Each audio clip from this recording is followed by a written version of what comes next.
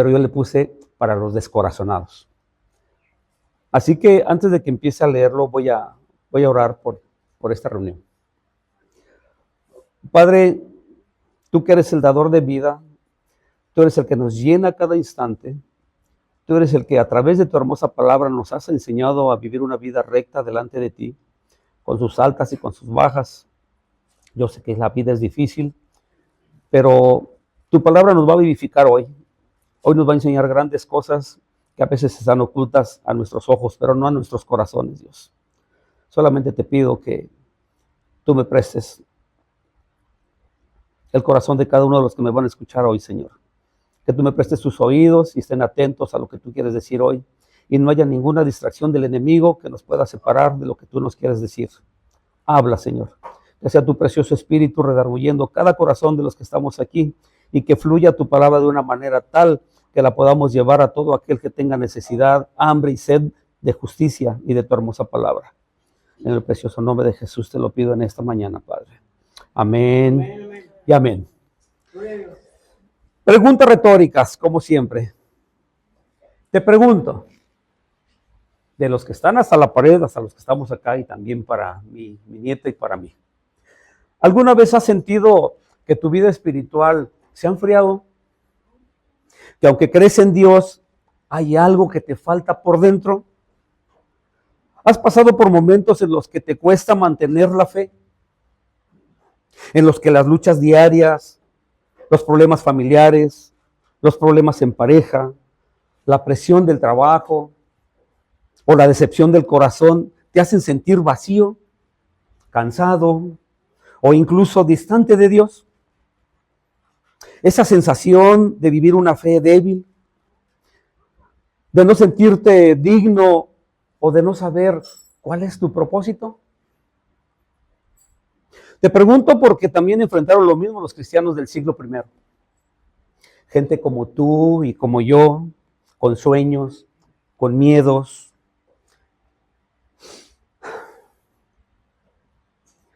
con pasados difíciles y con la necesidad urgente de sentir que nuestra vida no tiene sentido.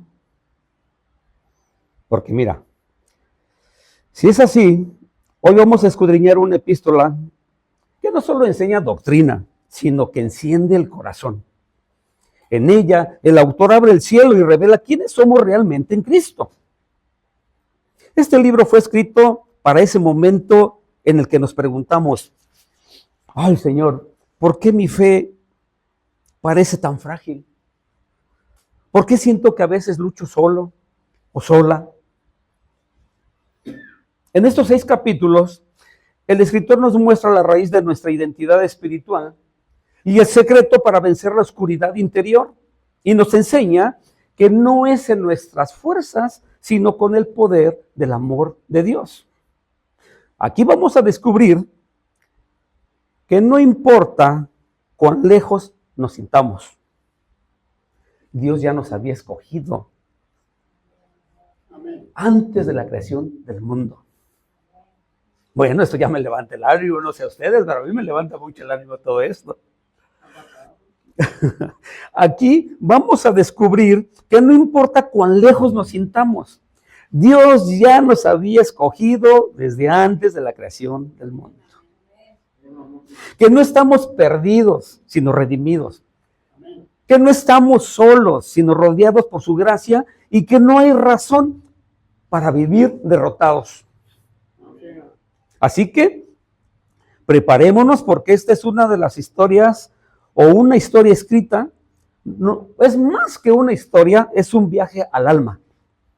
Es un viaje donde entenderemos que las cadenas más pesadas no son las que están en nuestras manos, sino las que están en nuestra mente y que solo al ponernos la armadura de Dios, al permitir que su amor nos transforme desde adentro, podremos vivir la verdadera libertad que tanto necesitamos sentir.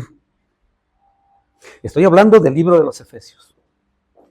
Como les dije, mucha gente los considera la más divina composición del hombre. Ahorita van a ver por qué. Pero yo le puse un subtítulo para los descorazonados, como lo dije al principio. Es una carta escrita, una carta más escrita desde la prisión, pero capaz de liberar corazones en cualquier generación, y hoy va a liberar el nuestro. ¿Lo crees? Amén, amén, así es. Haz lo tuyo lo que te voy a decir hoy. Haz lo tuyo. Pero primero, imagina una iglesia en medio del mundo romano. Imagínate por un momento en que estás caminando por las calles de Éfeso, una de las ciudades más importantes de ese tiempo. Para que tengas una idea cómo es. En ese lugar, las piedras del camino reflejan el sol del Mediterráneo. Imagínate a los mercados rebosando de comerciantes que gritan sus precios. Los marineros llegan al puerto con especias y telas aromáticas. Y el aire de Éfeso está lleno de incienso proveniente del majestuoso templo de Artemisa, la diosa a la que todo Éfeso rendía culto. Ese templo blanco enorme que hasta en aquellos tiempos era una de las 7 maravillas del mundo antiguo. Éfeso era una ciudad rica, poderosa, pero profundamente pagana. Pero en medio de ese esplendor material, algo invisible está ocurriendo en pequeñas casas, en rinconcitos por allá apartados. Si alguna vez tienen la oportunidad, lean El mártir de las catacumbas. Este es algo transmitido desde el libro de Éfesos. Resulta que un grupo de hombres y mujeres se reúnen en secreto, pero no para adorar dioses griegos, ni para ofrecer sacrificios, no, sino para orar, cantar y recordar las palabras de un hombre que nunca vieron en persona, pero que cambió sus vidas, Jesucristo. Allí hay un remanente de cristianos recién convertidos y que por largo tiempo adoraban a ídolos o seguían filosofías griegas. Ahora muchos de ellos se llaman hermanos, se abrazan, se perdonan, se ayudan mutuamente y aunque son pocos en número, su fe comienza a brillar en una ciudad dominada por la oscuridad espiritual. Ahora, para entender estos 6 capítulos de Efesios, primero debemos viajar al siglo I, a esta ciudad vibrante y estratégica. Fíjese, Éfeso era la joya de Asia Menor, conocida por su gran templo dedicado a Artemisa, o también conocido como Diana, una de las 7 maravillas, como le dije. Pero más allá de su esplendor, Éfeso era un lugar espiritual y moralmente oscuro, lleno de idolatría y supersticiones. Fue aquí donde el apóstol Pablo llegó con un mensaje revolucionario que cambiaría el curso de la historia y el comienzo de un ministerio con un mensaje radical: la salvación a través de Jesucristo. ¡Wow! Cosa tremenda. En el libro de los Hechos, vemos a Pablo llegando por primera vez a Éfeso, acompañado por Priscila y Aquila. ¿Sabe quién era Priscila y Aquila? ¿El grupo musical que los acompañaba? No, eran 2 colaboradores. No era el grupo musical, ni nada de eso. Eran sus colaboradores en la visión. Aunque su estadía fue breve, él dejó una promesa. Hechos 18:21 dice: pero otra vez volveré a vosotros, si Dios quiere. Y dice que se fue de Éfeso. Esta promesa marcó el inicio de una relación especial entre Pablo y la iglesia de Éfeso. Y cuando Pablo regresó a esta ciudad, encontró un pequeño grupo de discípulos que conocían el bautismo de Juan, pero no conocían del Espíritu Santo. Hechos 19, vamos a leerlo para que vea de lo que le estoy hablando. Hechos, el capítulo 19, los versos del 1 al 7. Dice de esta manera: aconteció que entre tanto que Apolos estaba en Corinto, Pablo, después de recorrer las regiones superiores, vino a Éfeso y hallando a ciertos discípulos, les dijo: ¿recibiste el Espíritu Santo cuando creíste? Ellos dijeron, imagínense bien uno al otro, pues no, ni siquiera hemos oído si hay Espíritu Santo. Fíjense cómo le contestaron. Entonces dijo, ¿en qué pues fuisteis bautizados? Ellos dijeron, en el bautismo de Juan. Dijo Pablo, Juan bautizó con bautizo de arrepentimiento, diciendo al pueblo que creyesen en aquel que vendría después de él, esto es, en Jesús el Cristo. Cuando oyeron esto, fueron bautizados en el nombre del Señor Jesús. Y habiéndoles impuesto Pablo las manos, Vino sobre ellos el Espíritu Santo y hablaban en lenguas y profetizaban. Y eran por todos 12 hombres. Fíjese, para analizar nomás esta parte, este encuentro con los 12 discípulos de Juan el Bautista nos enseña una lección fundamental. No basta con conocer la fe, debemos vivirla con el poder del Espíritu Santo. Ellos conocían nada más del bautismo de Juan, hasta ahí dijeron, pues no sabemos que hay Espíritu Santo. Y dice que en cuanto él les dijo la causa y por qué era, en el momento que impuso las manos, los 12 que estaban sentados recibieron al Espíritu Santo. Los discípulos de Juan de Bautista no solo entendieron un nuevo concepto, sino que experimentaron una renovación espiritual que los preparó para impactar su ciudad, y así comenzó el ministerio de Pablo en Éfeso. Lo que parecía un pequeño grupo de 12 pronto se convirtió en una comunidad vibrante y transformadora. Solo se requirieron de 12 personas. ¿Le recuerda a Jesús? Solo inició con 12 discípulos. Y después fueron 3,000 y después fueron 5,000 y ¡wow! Entonces, Éfeso estaba a punto de experimentar un avivamiento espiritual. Y en 3 ocasiones Pablo habló con valentía sobre el reino de Dios, invitando a los judíos que estaban en Éfeso a aceptar a Jesús como el Mesías. Sin embargo, no todos estaban dispuestos a escuchar. Algunos se endurecieron y comenzaron a hablar mal, se decía en ese tiempo, del camino. Y durante 2 años, Pablo predicó el evangelio en Éfeso. Inclusive, en esos 2 años que él anduvo predicando el evangelio, dice que la gente llevaba pañuelos y delantales que él había tocado, y al colocarlos sobre los enfermos, estos eran sanados. Incluso los espíritus malignos salían y huían, dice aquí.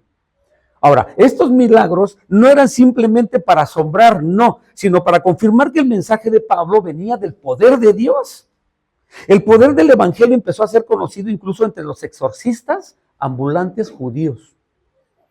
Esa yo no me la sabía, que un judío, conociendo la Torá, los 5 libros de la ley, fuese exorcista. ¿Sabe usted qué es un exorcismo?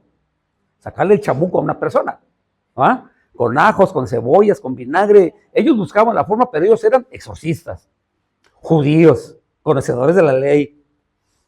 No inventes. Algunos intentaron usar el nombre de Jesús como un hechizo, pero sin una verdadera relación con él. Acompáñeme, Hechos 19, los versos del 13 al 17. Y dice: pero algunos de los judíos, exorcistas ambulantes, intentaron invocar el nombre del Señor Jesús sobre los que tenían espíritus malos, diciendo: os conjuro por Jesús, el que predica Pablo. Listo. Y dice en el 14: había 7 hijos de un tal Esceva, judío, jefe de los sacerdotes, para variar, que hacían esto. Pero respondiendo el espíritu malo dijo: a Jesús conozco y sé quién es Pablo, pero vosotros, ¿quién sois?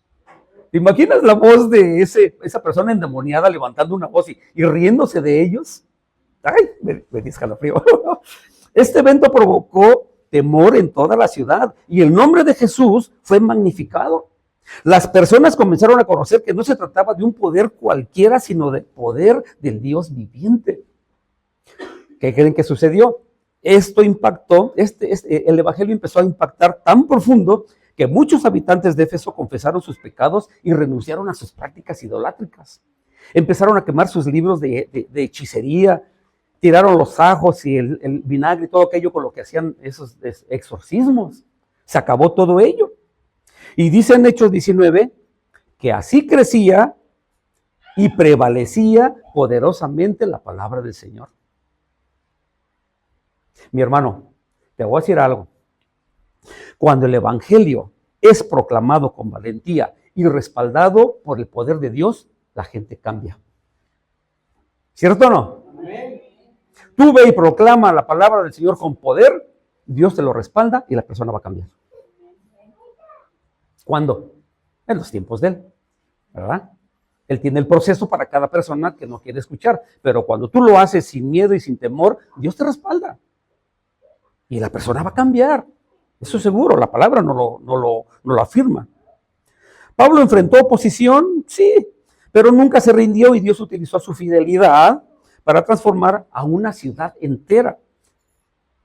Obviamente no todos estaban contentos con los cambios que el Evangelio trajo a Éfeso. Hubo quienes se resistieron al mensaje de Pablo a tal extremo que alcanzó su punto máximo en un motín que sacudió a gran parte de la ciudad. Hay un hombre que dice la Biblia llamado Demetrio.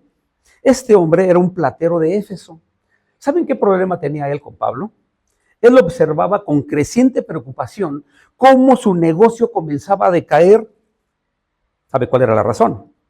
Que Pablo y sus seguidores no solo estaban predicando de un solo Dios, sino que estaban desmantelando las creencias y las tradiciones que durante siglos habían alimentado la economía de la ciudad. El poder de Artemisa, que los efesios consideraban invencible, estaba siendo socavado por las enseñanzas cristianas. No solo las personas comenzaban a rechazar a la diosa Artemisa o Diana, sino que además muchos abandonaban sus costumbres paganas y prácticas idolátricas por causa de Pablo. Y así fue como Demetrio, preocupado por el futuro de su oficio, reunió a los plateros, a los artesanos locales, y les dijo: a ver, plateros, todos ustedes viven del negocio de la plata. ¿Y quién de ustedes no ha dejado de hacer figuras de dioses?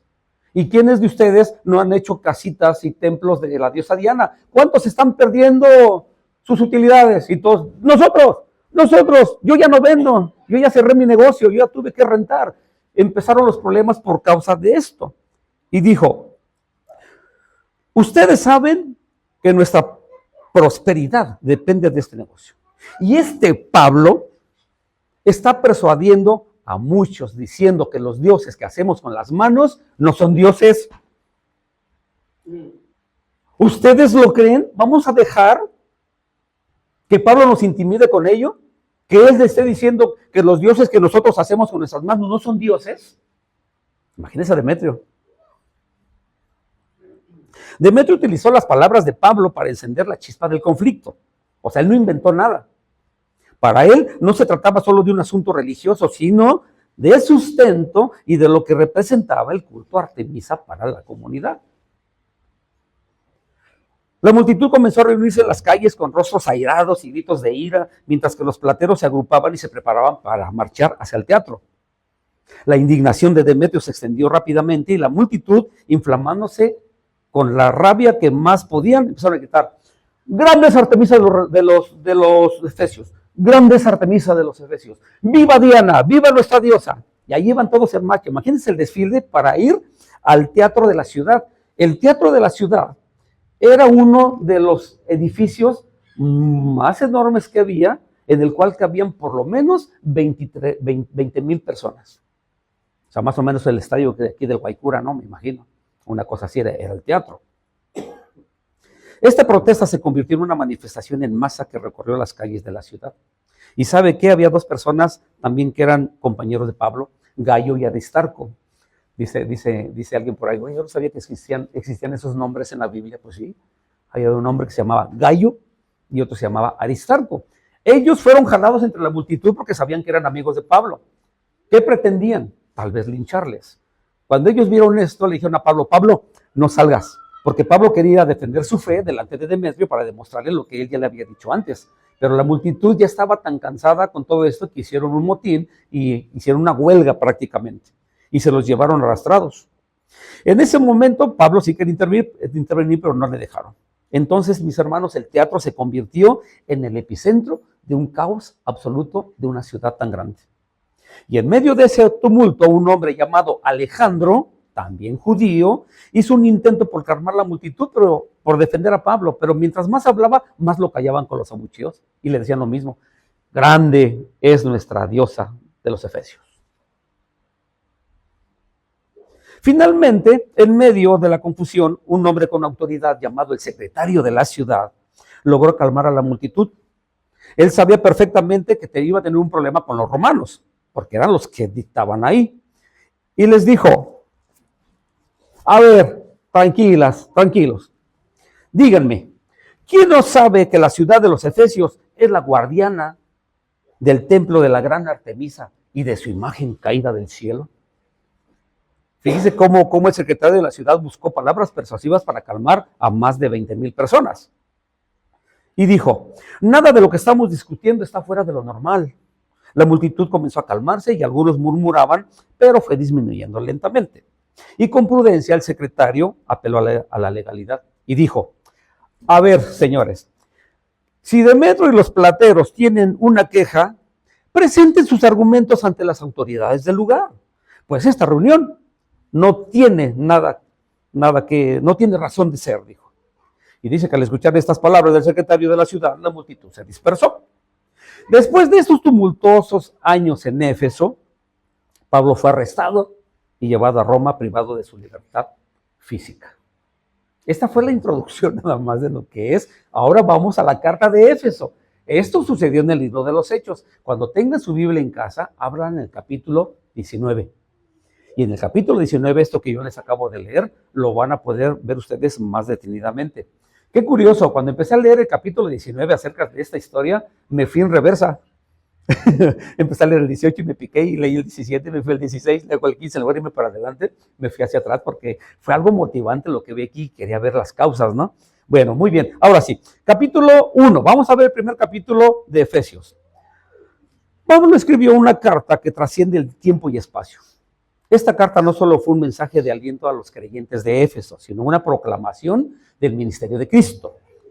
Es una enseñanza que, miren mis hermanos, esta enseñanza prácticamente desarma las barreras espirituales y nos lleva a vivir con propósito y unidad. Desde el primer momento, Pablo comienza su carta con una exaltación a la obra redentora de Dios, pero en Cristo. Efesios 1, capítulos del 3 al 7, dice. ¿Ya lo tienen sus Biblias? Excelente. Ahora sí dice, bendito sea el Dios y Padre de nuestro Señor Jesucristo, que nos bendijo con toda bendición espiritual en los lugares celestiales en Cristo, según nos escogió en Él antes de la fundación del mundo, para que fuésemos santos y sin mancha delante de Él. En amor, habiéndonos predestinado para ser adoptados hijos suyos por medio de Jesucristo, según el puro afecto de su voluntad, para alabanza de la gloria de su gracia, con la cual nos hizo aceptos en el amado, en quien tenemos redención por su sangre, el perdón de pecados, según las riquezas de su gracia. Subraye, si usted quiere, en quien tenemos redención por su sangre, el perdón de pecados, según la riqueza de su gracia. Fíjese, le voy a explicar. Este pasaje está diciendo que, aunque vivimos en un mundo lleno de dificultades y tribulaciones, nuestra verdadera bendición está no en lo terrenal, sino en las riquezas espirituales que Cristo nos ofrece. Ahí están. O sea, Pablo está recordando a la iglesia, o sea, nosotros estamos aquí sentados, de que somos elegidos por Dios antes de la fundación del mundo, predestinados para ser hijos, para ser sus hijos, y que la redención a través de la sangre de Cristo nos ha otorgado perdón y gracia. Esta es la base de nuestra identidad en Cristo, mis hermanos. No somos definidos por nuestros fracasos o nuestras buenas obras, sino por el sacrificio de Jesús en la cruz. Capítulo 2, los versos del 1 al 5. Recuerde que no le voy a llevar por todos los capítulos completos, porque lo importante es que ustedes encuentren más semillas de oro en casa. Yo aquí les estoy llevando a la parte profunda o elemental de lo que el Señor me dio para yo poder hablar. Capítulo 2, versos del 1 al 5. Aquí Pablo está profundizando en la nueva vida que los creyentes han recibido. Fíjese, la nueva vida. Y dice él, un título dice, salvos por gracia. Dice, y Él os dio vida a vosotros cuando estabais muertos en vuestros delitos y pecados, en los cuales anduvisteis en otro tiempo, siguiendo la corriente de este mundo, conforme al príncipe de la potestad del aire, el espíritu que ahora opera en los hijos de desobediencia, entre los cuales también todos nosotros vivimos en otro tiempo en los deseos de nuestra carne, haciendo la voluntad de la carne y de los pensamientos, y éramos por naturaleza hijos de ira. Lo mismo que los demás, dice aquí. Pero Dios, que es rico en misericordia, por su gran amor con que nos amó, aún estando nosotros muertos en pecados, nos dio vida juntamente con Cristo. Y dice, por gracia sois salvos. ¡Wow! Mire, le voy a decir algo. Este pasaje es muy claro. Dice que antes de Cristo estábamos muertos espiritualmente, pero ahora en Cristo hemos sido resucitados, no por nuestras propias obras, sino por gracia y por la misericordia de Dios. Efesios 2:10, como dice Pablo aquí, dice, porque somos hechura suya, creados en Cristo Jesús para buenas obras, para buenas obras, las cuales Dios preparó de antemano, ¿para qué? Para que anduviésemos en ellas. ¿Sabe por qué? Efesios 2:14, porque Él es nuestra paz, que de ambos pueblos hizo uno, derribando la pared intermedia de separación. ¿Cómo que de ambos pueblos hizo uno? Dices, caray, todos somos un pueblo, ¿no?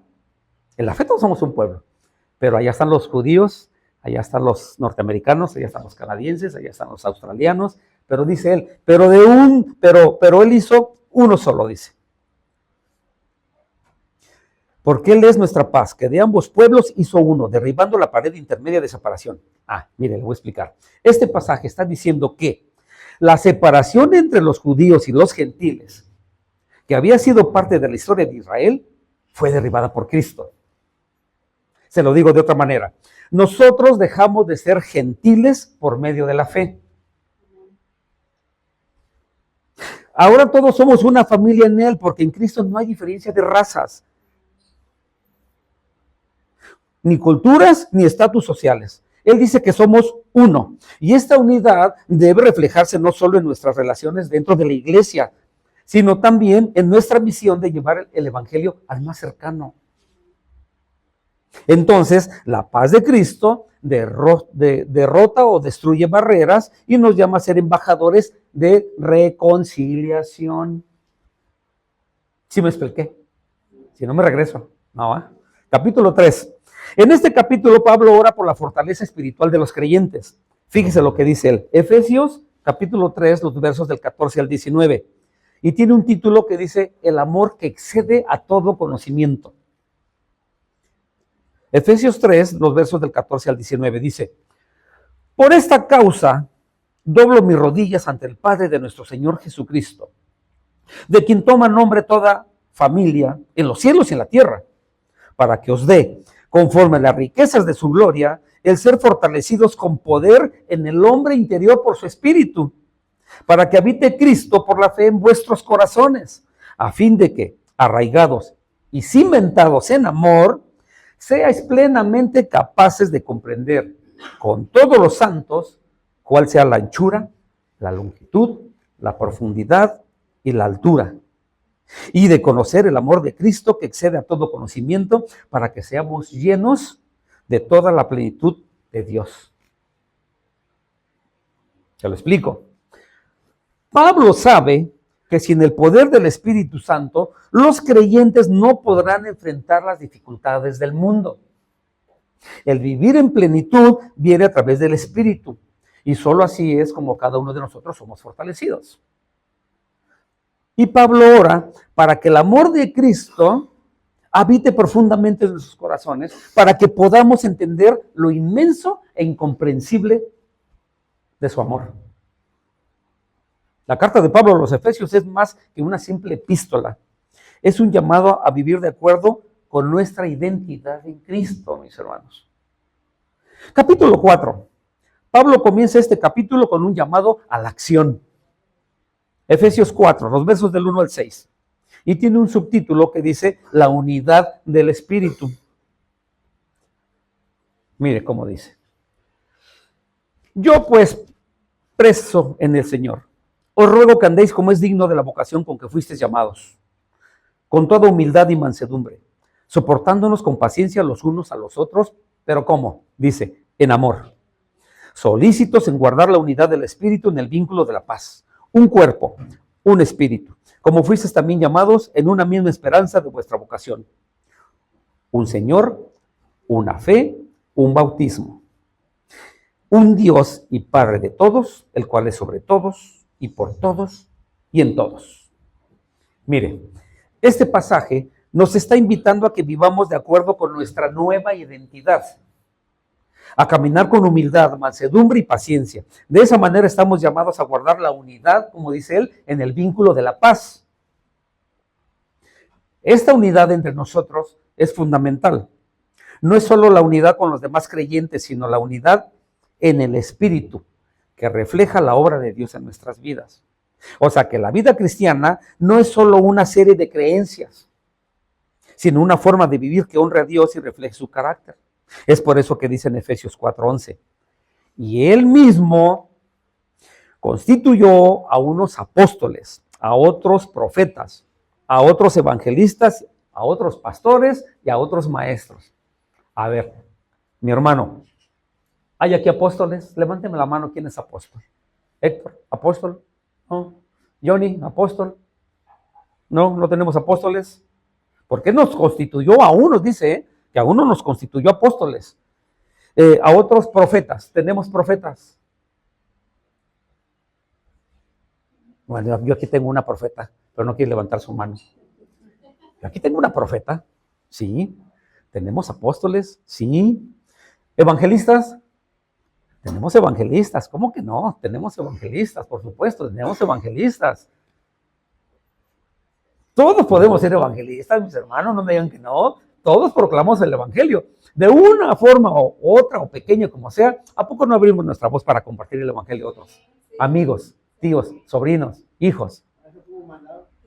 Entonces todos somos evangelistas. Entonces aquí ya vemos, por eso dice, y Él mismo constituyó a unos apóstoles, a otros profetas, a otros evangelistas, a otros pastores.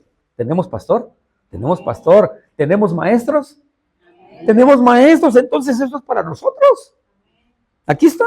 Aquí Pablo está hablando de los dones espirituales que Dios ha dado a la iglesia para edificar el cuerpo de Cristo, que somos todos, estamos aquí sentados. Y dice que cada uno de nosotros nos fue dada gracia según la medida del don de Cristo. Entonces, a través del uso de estos dones, la iglesia, lo que hemos dicho hoy una vez, tiene que crecer. Primeramente en unidad. Amaos los unos a los otros, ¿no? Dijo el apóstol Juan. Conocimiento y madurez la necesitamos para alcanzar esa plenitud. Y él explica que aunque seamos diferentes, todos compartimos lo más importante, lo que acabo de leerles. La misma fe, el mismo Señor y el mismo Espíritu. ¿Cierto o no compartimos lo mismo? ¿Sí? La misma fe, el mismo Señor y el mismo Espíritu. ¿Cuál es el propósito? ¿Cuál es el propósito? Efesios 4, los versos del 12 al 16. Ahí le va. Fíjense, qué bonito. Dice, a fin de perfeccionar a los santos para la obra del ministerio, para la edificación del cuerpo de Cristo, hasta que todos, o sea, todos,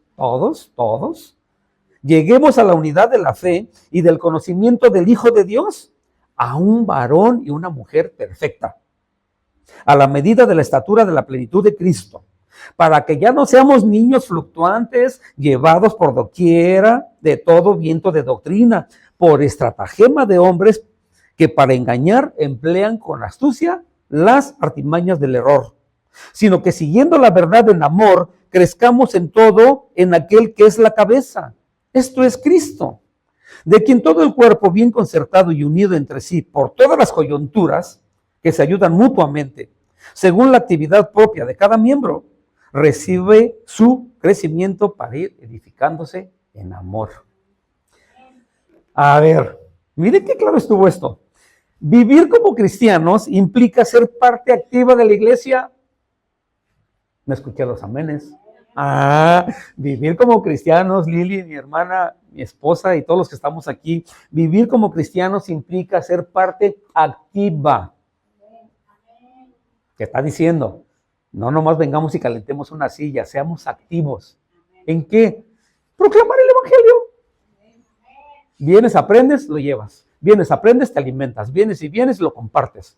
Porque esa es la idea, ser parte de una iglesia activa, usando nuestros dones. ¿Para qué? Para edificar a otros y crecer juntos en la fe. Es por eso que Pablo nos recuerda que debemos despojarnos del viejo hombre. ¿Se acuerdan que lo acabamos de leer? Despojados del viejo hombre, de la vieja manera de vivir que está influenciada por la dureza del corazón y la vanidad. Efesios 4:22. Ahora mire, dice subtítulo, la nueva vida en Cristo. Ahí les va. Es 2026, mis hermanos, atención, Johnny, atención. 2026 dice, en cuanto a la pasada manera de vivir, Johnny, Berenice, mi amor, Lili, Héctor y los demás. En cuanto a la pasada manera de vivir, despojaos del viejo hombre que está viciado conforme a los deseos engañosos y renovaos en el espíritu de vuestra mente. Y vestíos del nuevo hombre, creado según Dios en la justicia y santidad de la verdad. Por lo cual, desechando la mentira, hablad verdad cada uno con su prójimo, porque somos miembros los unos de los otros. ¿Qué te explico? Nada. Pablo está llevando a los efesios y a nosotros a una enseñanza aún más profunda y práctica. Les muestra a ellos y a nosotros que seguir a Cristo no es solo creer en Él, sino vivir una vida completamente nueva. Dejar atrás lo viejo y vestirse de una naturaleza transformada por el Espíritu Santo. Lo que le pasó a aquellos 12. Ni sabíamos que existía Espíritu Santo. Ok, les impongo las manos. Y fueron llenos del Espíritu Santo y empezaron a profetizar. Es lo que nosotros necesitamos aquí, a ese Espíritu Santo. Que cada vez en la mañana que te levantes le digas, Espíritu Santo, buenos días. ¿Qué tienes para mí hoy? ¿Qué vamos a hacer? Porque mira, mi plan es este, pero te vas a reír. Mejor lléname de tu palabra, satúrame de tu presencia, lléname de ti. Que mi alma se goce, que mi alma te busque, que mi alma te anhele. Ahora sí, me voy a trabajar, Señor, pero en tu presencia. Y dame esa facilidad de poderle hablar a mi amigo, a mi compañero, etcétera, pero de ti. Dame el valor, porque estoy respaldado en ti para que ellos cambien. Lo que les dije al principio.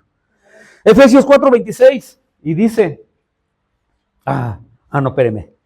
Si hay algo que me gusta de esta epístola, es que el apóstol Pablo habla y escribe con la autoridad de un apóstol, pero si se dan cuenta, con la ternura de un padre. Ahora, bien hermoso en este libro.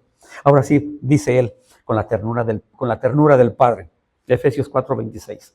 Airaos, pero no pequéis. No se ponga el sol sobre vuestro enojo, ni le des lugar al diablo.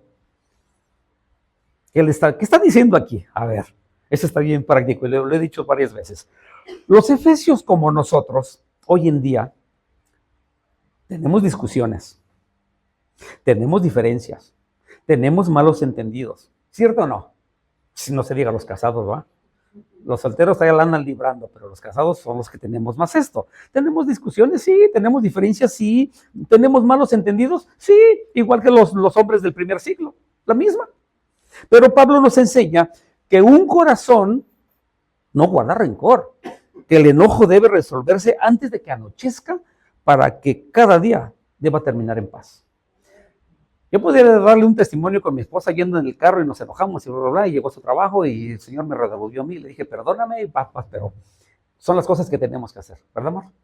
¿Y trabajas en paz? Sí, ¿verdad? Yo también trabajé en paz.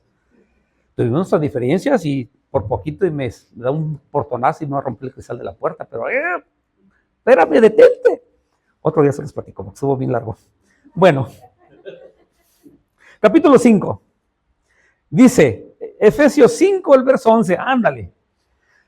No participes de las obras infructuosas de las tinieblas, más bien, repréndelas. ¿Qué está diciendo Pablo aquí? Mis hermanos, el año tiene 12 meses y en cada mes hay una fiesta. Sí, porque saltó la pulga hay fiesta. Y el día del padre hay fiesta, de la madre, de la abuela, del cartero. Échenle, ustedes van a saber todo. Falta el día del herrero, ¿no hay día del herrero? También hay día del herrero, ¿cómo no? Ahí está, también hay. Día de la mamá, día del papá, hay días para todo. Pero dice él, no participes de las obras infructuosas de las tinieblas. ¿Cuáles son las obras infructuosas de las tinieblas? En nuestro buen entendido. ¿Festejar a mamá? Claro que no. No es infructuosa, no es de las tinieblas, no la puedes reprender, día del papá, tampoco.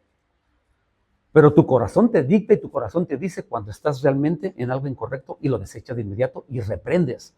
No que reprendas a quien está haciendo la pachanga o el que esté en ese desfile carnaval. No, sino reprendes en oración y ruego para que esas cosas no prevalezcan, no continúen. Por eso dice claramente, no participes de las obras infructuosas de las tinieblas, reprende al devorador. Pero si vas y te pones también el disfraz y te vas en la fila, pues, híjole, pues no, pues ya perdimos, ¿no? Ya perdimos un hermano ahí, definitivamente.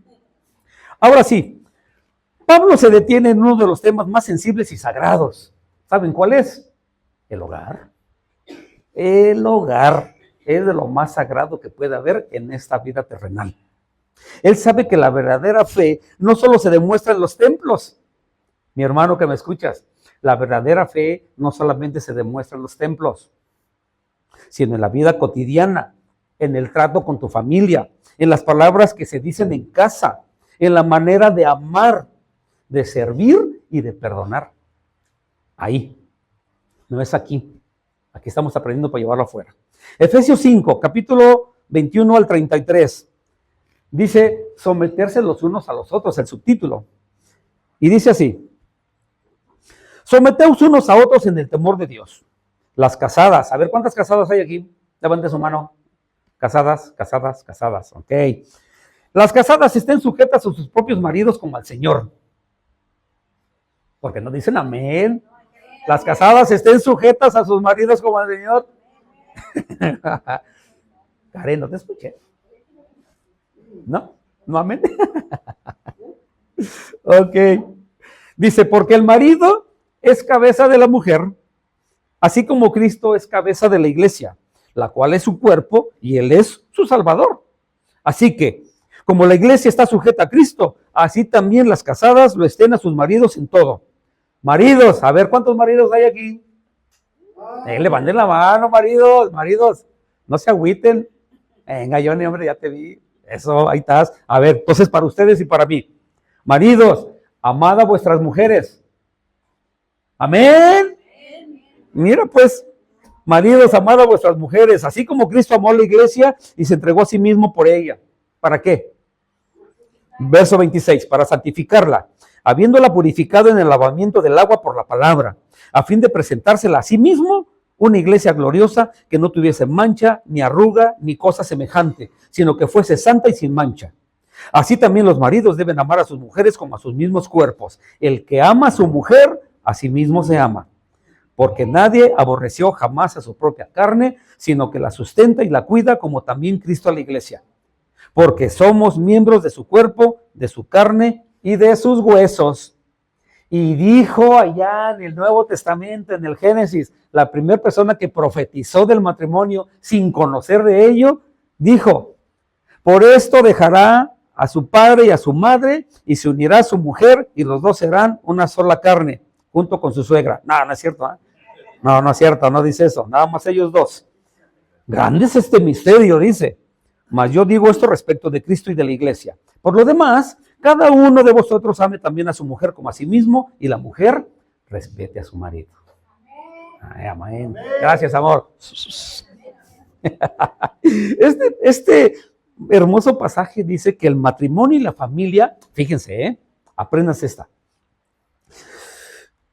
Dice que el matrimonio y la familia no son solo estructuras humanas, sino obras divinas diseñadas para reflejar en la tierra la belleza del cielo. Ay. ¿Se lo repito? Este hermoso pasaje dice que el matrimonio y la familia no son estructuras humanas, sino obras divinas diseñadas para reflejar en la tierra la belleza del cielo. Capítulo 6. Vámonos, ya acabamos. Pablo culmina su carta a los Efesios con una de las imágenes más poderosas y simbólicas de toda la Biblia. La armadura de Dios. Muchos la conocemos perfectamente, estaría por demás que les voy a explicar el yelmo, la coraza, las sandalias, el apresto del evangelio, el cinturón, todo ello, está por demás. Lo que sí les puedo decir, que la espada, solamente Pablo expresa dos formas, defensa y ataque. Defensa y ataque. Son las únicas dos cosas que él encontró, seguramente cuando estaba amarrado con grilletes, amarrado a un soldado de esos grandototes pelechados, dicen aquí, ¿no? Cuando él mira eso, él notó muchas cosas en ese soldado. Efesios 6, los versos del 10 al 18. Y con esto vamos a terminar. Dice, por lo demás, hermanos míos, fortaleceos en el Señor y en el poder de su fuerza. Vestíos de toda la armadura de Dios para que podáis estar firmes contra las acechanzas del diablo. Porque no tenemos lucha contra sangre y carne, sino contra principados, contra potestades, contra los gobernadores de las tinieblas de este siglo, contra huestes espirituales de maldad en las regiones celestes. Por tanto, tomad toda la armadura de Dios para que podáis resistir en el día malo. Y habiendo acabado todo, estad firmes. Estad pues firmes, ceñidos vuestros lomos con la verdad y vestidos con la coraza de justicia y calzados los pies con el apresto del evangelio de la paz. Sobre todo, tomad el escudo de la fe, con que podáis apagar todos los dardos de fuego del maligno. Y tomad el yelmo de la salvación y la espada del Espíritu, que es la palabra de Dios, orando en todo tiempo, con toda oración y súplica en el Espíritu, y velando en ello con toda perseverancia y súplica por todos los santos. ¡Wow! Mire el verso 13, dice, por tanto, tomad la armadura de Dios para que podáis resistir en el día malo y habiendo acabado todo, estad firmes. Desde su celda en Roma, probablemente encadenado a un soldado romano, Pablo observa la armadura del guardián que lo custodiaba y ve en ella esa metáfora perfecta para describir la protección espiritual que Dios ofrece a cada creyente. Y encontró en el soldado que para la ofensiva ciertamente era la espada y para la defensiva todo lo demás que traía puesto. Y añade algo más que mantiene a toda la armadura en funcionamiento. Una sola cosa mantiene en juego todo. Solo una la tiene en funcionamiento. Verso 18. Orando en todo tiempo, con toda oración y súplica en el Espíritu, y velando en ello con toda perseverancia y súplica por todos los santos. ¿Sabe por qué dejó esto al final Pablo? Porque la oración nos conecta con la fuerza divina que necesitamos para resistir y avanzar. Vivir la vida cristiana es estar siempre alerta orando por los demás. Estas palabras son como un llamado de guerra, pero no de violencia ni de armas humanas. Pablo habla de una lucha invisible, una batalla que ocurre aquí, en el alma, en los pensamientos, en las emociones y en las decisiones que tomamos cada día. Él sabe que el enemigo llamado Satanás nos ataca, pero no con espadas ni con ejércitos, sino con mentiras, con miedos, con duda, con orgullo y con tentaciones, por supuesto. La palabra de Dios no es solo un libro. La palabra de Dios es poderosa y cortante, dice él, como una espada de doble filo. Jesús mismo lo usó cuando fue tentado en el desierto, ¿cierto o no? Cada vez que Satanás lo atacaba, ¿él con qué respondía? Con la palabra, Deuteronomio. Todo el tiempo se agarró en Deuteronomio. Dijo, mira, escrita está. Entonces, así también cuando un cristiano conoce y declara la Escritura, el enemigo no puede resistir y huye. La oración es el aire que deberíamos de respirar nosotros cada día. Y son por las cosas que yo le agradezco mucho a mi chaparrita, aquella preciosa que está allá, la que persevera en la oración. Puedo decirlo con toda confianza. Amor, vente, vamos a orar. Ya después ya vas agarrando fuerza, pero la que siempre está perseverante en ello, en el verso 18, es mi esposa. Y le doy muchas gracias a ella y le doy muchas gracias al Señor, porque ciertamente es algo que tenemos que hacer este 2026, mi hermano. Amén. Poner en práctica toda esta belleza que tenemos aquí, traer nuestra Biblia cada domingo, si podemos cada jueves, porque a veces venimos de nuestro trabajo, eso es entendible, pero mira, mi hermano, que el domingo no te falle, para que puedas aquí transcribir y subrayar todo lo que el Señor te quiere decir para la semana. Ponte de pie. Y obviamente en tu propia oración, tú dile al Señor, ¿qué es lo que pretendes para el 2026? ¿Cuáles son tus sueños? ¿Cuáles son tus anhelos? ¿Cuál es tu propósito de año nuevo? Aparte de que vamos a leer la Biblia en todo el año. Aparte de ello. ¿Tienes un propósito? Lili, ¿tú tienes un propósito para este año 2026? ¿Se te ocurrió algo? ¿Pensar en algo? Karen, ¿tú pensaste en algo? Ceci, ¿tú tienes algo planeado para el 2026? Miguel, tú, mi hermana, ¿tú tienes planeado algo para el 2026? Qué bueno. Ceci, sí, ¿verdad? Moni, hermana, no me había pedido tu nombre, pero yo espero que... Imelda, yo espero que el Señor tenga algo hermoso para ti el 2026.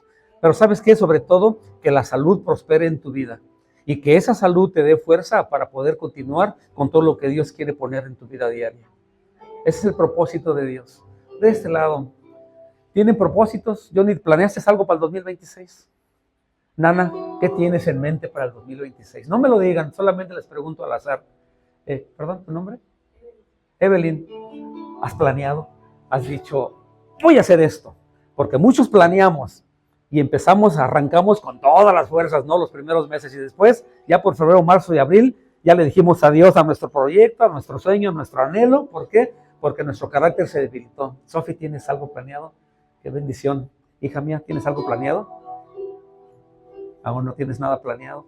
Pues mira, los que lo tenemos planeado, Héctor, ¿tienes algo planeado para el 2026? ¿Por qué no se lo ponen a Dios delante de su presencia hoy? Y se lo dicen abiertamente, abran su corazón, hablen con Él, díganle, Señor, qué precioso eres, qué grande y maravilloso eres, porque nos has permitido venir hoy a tu presencia, a disfrutar, cantar, escucharte hablar, porque tú eres el que hablas todo el tiempo, Señor. Gracias por utilizar mis labios, gracias porque tu Espíritu Santo pudo haber redarguido al menos un corazón, Señor, yo estoy seguro que tocaste corazones esta mañana. Solamente, Señor, llena sus expectativas, llena las mías para ese 2026. Tengo muchos propósitos, Señor, pero el propósito no se va a volver realidad si mi carácter no lo formo en ti. Si tu Espíritu Santo está conmigo, yo sé que todo va a ser posible. Por eso yo pongo delante de ti todo. Yo no te escucho que le digas nada al Señor, Nada más estoy hablando yo. Voy a dejar esto. Háblale, dile, aprovecha esta oportunidad y dile, ¿qué quieres de mí, Señor? ¿Qué quieres hacer con mi vida? Yo no te he podido encontrar, Señor. Me ha costado las penas, la tristeza, la angustia, la desesperación, mis problemas en familia, los problemas con mis hijos. ¿Cuántas cosas, Señor, hay por las cuales yo me he separado de ti? Pero nada en este mundo me va a hacer que me separe de tu amor. Nada en este mundo me va a hacer separar de tu gracia y del gran amor que has tenido para mí y con mi familia. Bendícelos a cada uno, Señor.